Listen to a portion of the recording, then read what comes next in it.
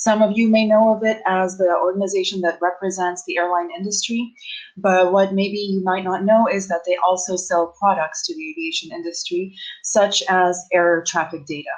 And it was around some of these data products that I was taking care of the marketing. And the case study I'll be discussing with you was about a campaign that we did where we shifted some mindsets to be able to run this campaign. Let me tell you a little bit. And I think almost every ticket from if you're flying, almost every ticket you see is somehow with IATA data. More or less. So it depends. If it was purchased from a travel agent, then it's definitely IATA data. If it was purchased directly from an airline website, then there might be some differences, some finer points there. But yes. So most likely everybody in the room had somehow already your product in the hand in that case, or if you got a data ticket from a travel agent, then your travel agent was accredited by IATA. So, for example, some of the data products, I won't go into too much, but for example, we used to have a very product-centric marketing approach. So the data product that we sold to airlines was called Passenger Information Solutions, PAX-IS. Then there was another set of data that we sold to airports only, and that was called Airport IS. And then we had another one that was for other players that was called Market IS. And each of these products were marketed separately. And that worked more or less well for some period of time until COVID happened. And something essential changed there that drove us to change IATA's marketing mindset a little bit, especially for this campaign. And what was that? It's that the airlines started facing financial challenge in March of last year. And so they started reducing their non-essential spend. And so this meant that for many of our products, they were no longer afford to spend as much on it as they used to before. Now, the silver lining to that, there was an opportunity, which is that new sectors were starting to reach out to IATA for this air travel data. More specifically, medical research institutions, they wanted to know how do the air passenger flows correlate with the spread of COVID, for example. We had consultancies. These were companies who were maybe advising airlines or advising other organizations about how to react to COVID or what to expect based on the air traffic patterns. And then we had tourism boards. Well, you can understand why the tourism boards were interested in understanding what's COVID doing to travel patterns. These were the three key sectors that we noticed had started to reach out to us more than ever before. We knew very little about the kind of data they needed because they were a new market for IATA, and which data fields they wanted and how frequently they wanted their data updated. We had very little insights into that.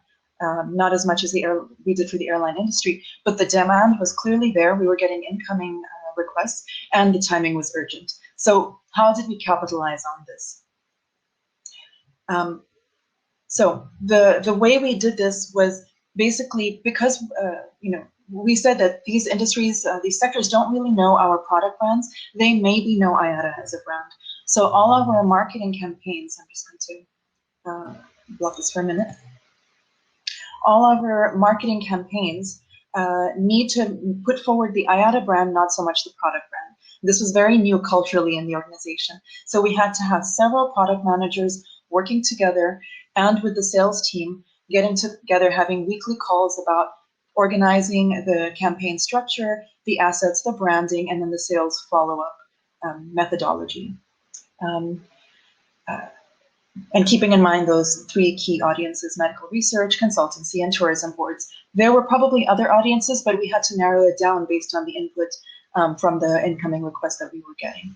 Now, let me just give you some quick flashes of the kind of what our creatives look like for this campaign. This one is for the medical research institutions who are fighting against COVID. So that's how we appeal to them with that tagline. You will notice there's no product branding, no PAX-IS, Market IS, Airport IS. Same here. This is for economic analysis. This tagline was targeted towards the consultancies. Can you all still see my screen?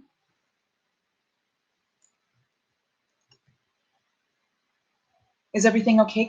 I just want to do a quick check that you all can see. Absolutely. Okay, perfect. And then finally, this one is for the tourism boards. This is just a subset of the kinds of visuals and creatives that we had. These three particular ones, unfortunately, actually look kind of similar, but we did have some other visuals showing tourists, highlighting China, Chinese tourists for the tourism board, etc. Things that we thought would appeal to the target sectors. So this is just a quick flash. I'll show you a little bit more what our assets look like later. Now I just want to show you what the campaign design looked like. So this is what we call our campaign funnel. What we designed is a lead generation and lead nurturing campaign.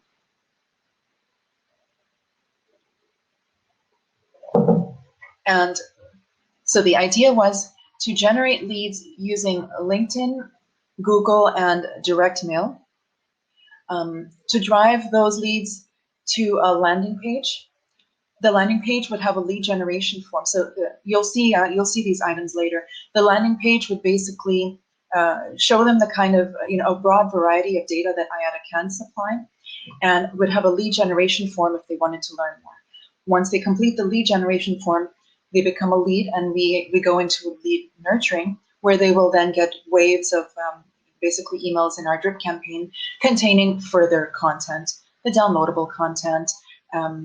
At later stages, we added other bits of content like a webinar, etc. And when they were, depending on their engagement, then they would eventually get a call from a salesperson. So, Julie, there is a question regarding the LinkedIn ads. Which types did you use for LinkedIn?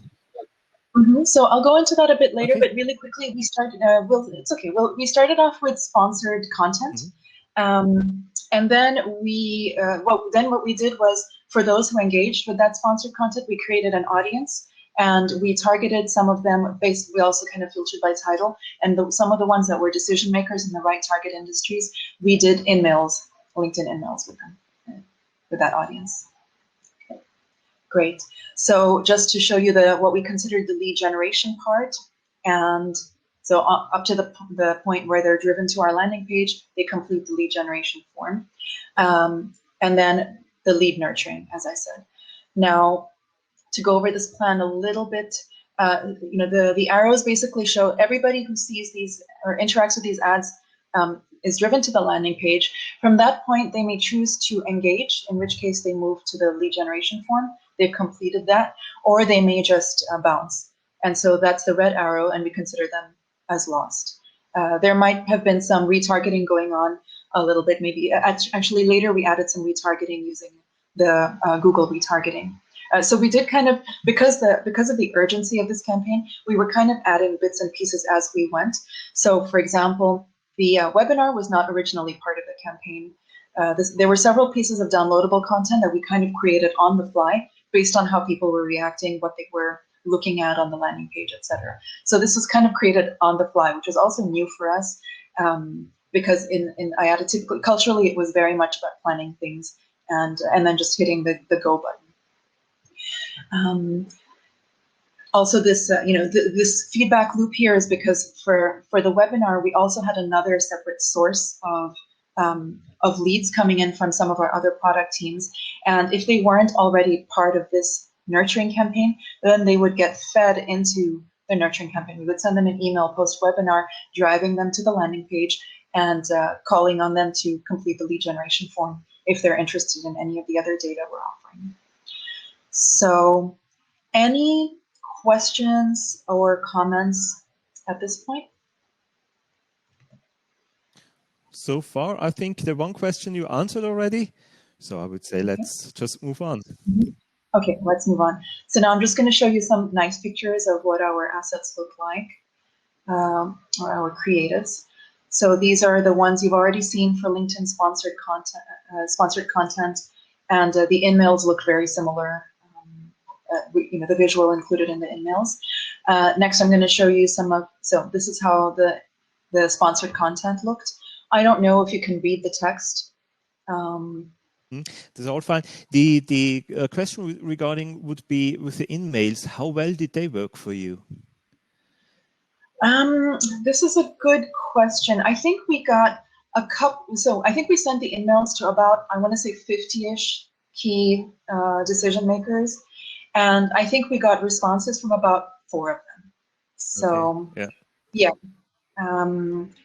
and well, yeah, and now all these numbers are relative to what was the cost of doing those ads, right, versus the value of the product or the value of the opportunity. And these are fairly, I would say at least medium value products. So I we think consider that was then very targeted, and then maybe the emails even work better because then it's almost a 10% rate or something like that.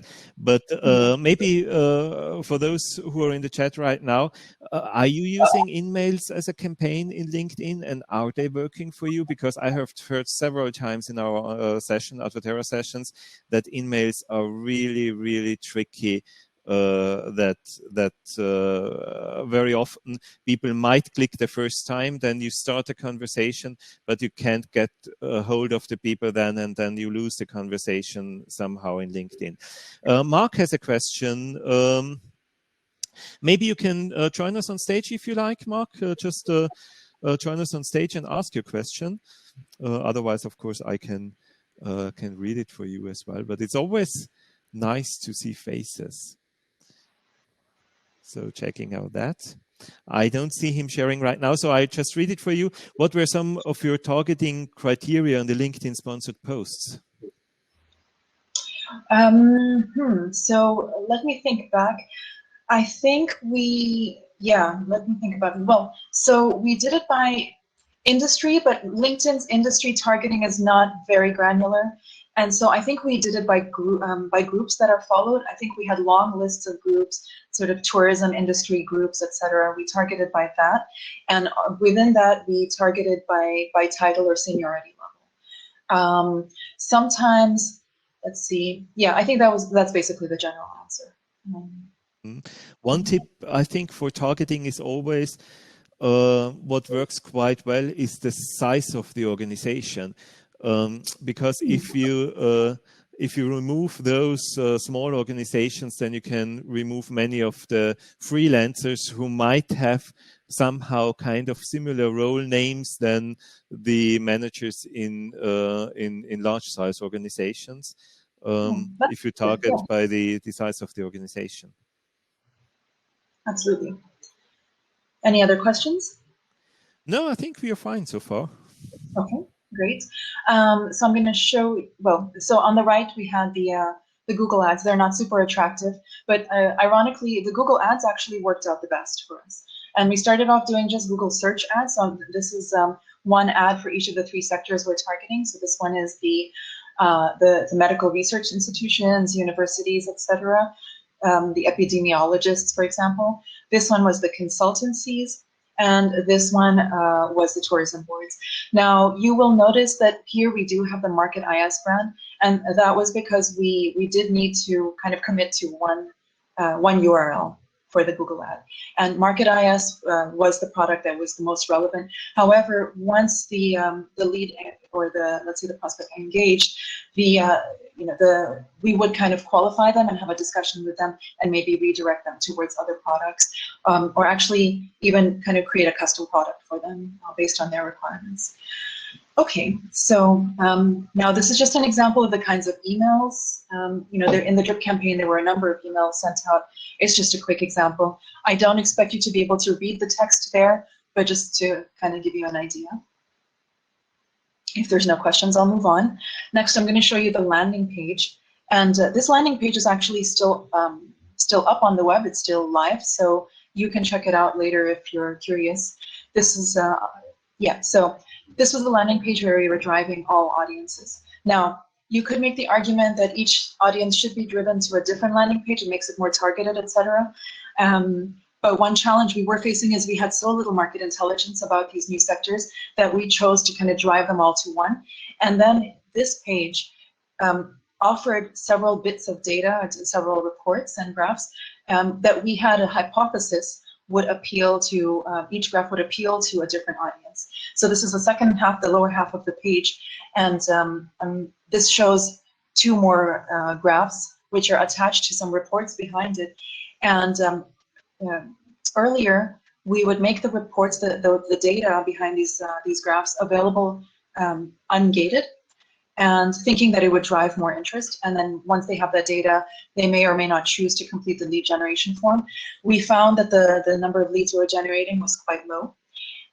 Now, in terms of numbers, you already heard our numbers from the InMail. We're talking small numbers here because it's a high lead value. Each lead has a high value. So yeah, just keep that in mind. I'll share some numbers later. Yeah, and of course it's B2B, but which form did convert better, the see the data form or the, I think the form above was just the general learn more form? Which one? So, yeah, so actually it's a bit confusing, but they're actually the same form, and it used to be called a learn more in the initial stage. And then we decided so what happened is we changed the name to see the data. Okay. Because we made one tweak based on sort of performance, which is that when the raw data was not available, once we gated the raw data behind the graphs, we wanted to drive them. If you want to see the data, fill out this form. Because I would assume the see the data would work lots better than the just general one. Exactly. So it did work better. So gating the content, gating the data behind the graphs, and the see the data call to action worked better. Maybe it was a little obvious, but we needed to experiment. Yeah, what else did I want to say? So once they fill out this form, then they get put into the email drip campaign. They get invited to download other bits of content and the webinar, etc. Now, one other tweak that we made to this landing page based on tracking KPIs is that we added a free trial button. And now this free trial button, basically when you click on contact us, it actually takes you to basically the same form. But it was just kind of maybe a little bit of a mind trick. It would flag it in our backend system whether they came through us through a free trial or the see the data, and so they would be treated accordingly. So these guys who clicked here would then get an invitation or a phone call from one of our IATA staff to be qualified and then get the free trial. And this also kind of generated more leads. So this was one tweak that we made. I'm going to show you a couple. So any other questions at this point? We are all fine. Okay, great. Just going to show you a couple bits more of content. During the drip campaign, one of the things we offered was a 2-page infographic about tourism statistics. So this one was aimed very much at the tourism boards. And then for the more analyst types, the economists, the consultancies, we had a webinar. We fed that into the funnel.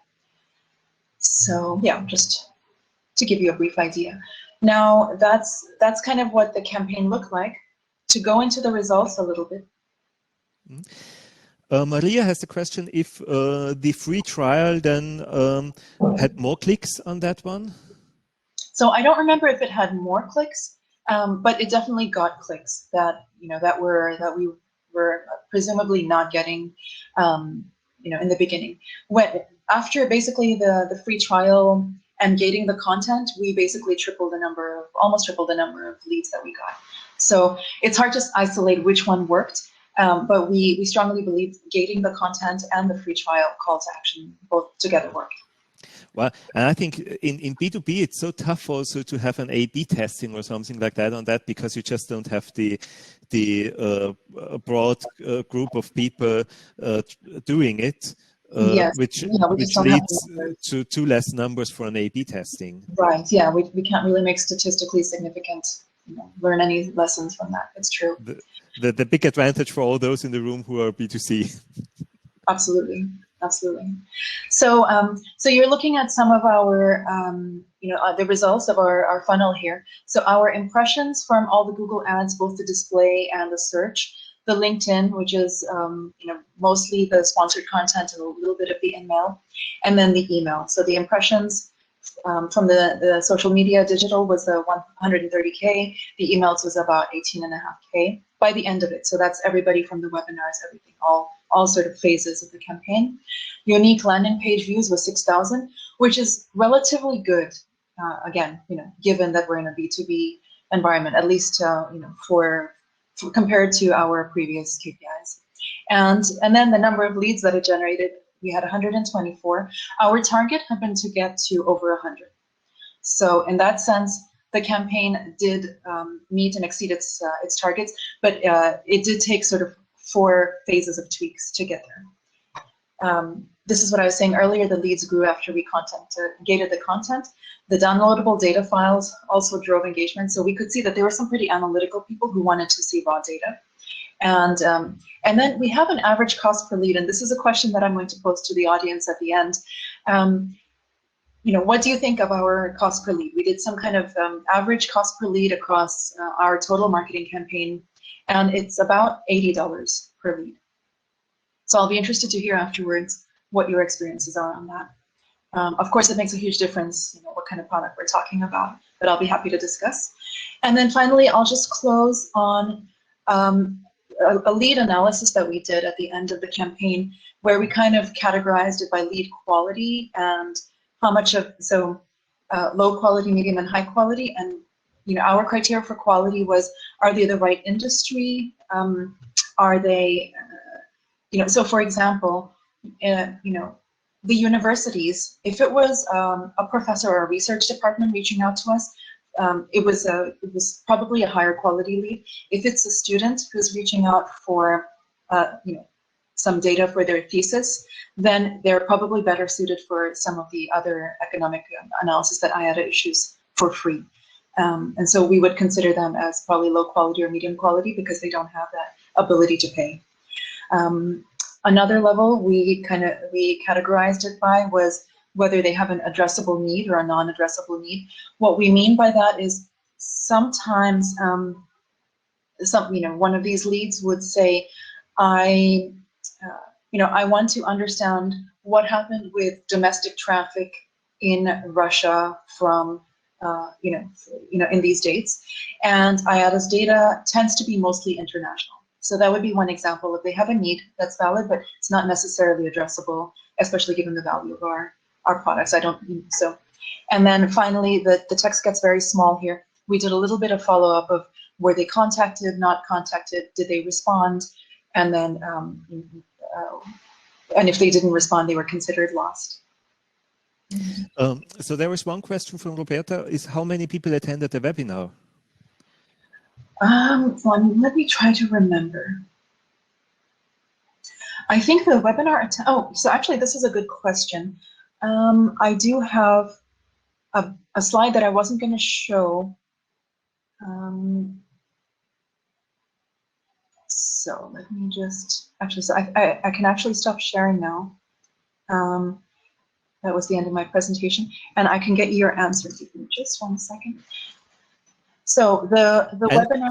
While you are looking for that answer, maybe to put into the chat. So it was 80 euros you said, or was it US dollars? $80, US dollars. $80, which every lead costed you. That was cost per lead. Yeah, exactly. So the question is for all those, especially of course in B2B now in the room, what are your experiences on cost per lead? Although, as you said before, it's really interesting to discuss that. I think it will be completely different on the type of industry. I remember, I'm not sure if there is someone from Wienerberger in the room, but that was years ago, 10 years ago. So when I was at Wienerberger, a cost per lead for a private home builder who wanted to build his house with Wienerberger bricks in one campaign was also around 80 to 100 euros. Okay. But okay, there's also high investment, although B2C.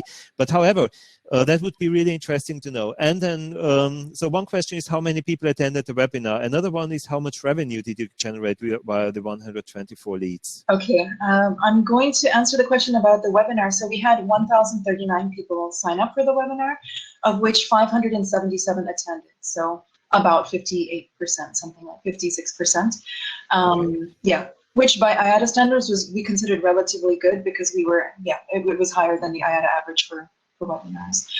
On the revenue, that's a little bit sensitive. I won't be able to tell you, but I will say that one thing that we learned is that the leads were generated, but the follow-up something needed to be improved in the follow-up and closing those leads. Although I would have assumed, because you had this great slide with the segmentation of the leads. So alone just having that slides, I would assume that there was a great follow-up because you had everybody somehow put into one of the categories. Yeah, it's a good point, and I have to say it was tricky for us to solve that one. I can because that needed to be researched, I guess, for every contact you had. Although it's 124, it's B2B, but still, so there was work involved. Well, yes, that's true. So yeah, this could be a point of discussion and further research if we were to, extend this campaign. How could we have, maybe despite the nurturing that they've gone through, there was something, more research needed to be done into the actual need and the unmet need and how we could meet that. So, yeah, what can I say? Perfect. Are there further questions, or you can join us also on stage if you would like to discuss B2B campaign issues. So I think the question with the revenue we cannot answer exactly. Okay, I can give you an idea that, well, one product, let's say the unit price was in the 5 digits, let's say the low 5 digits. Could go up to the 6 digits. What would be your biggest learning from that campaign? We learned a lot of things, going through it.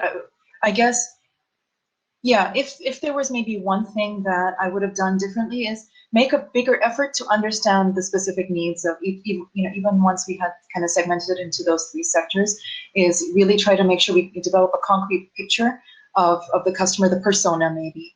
And then maybe we would be able to improve that sort of close rate.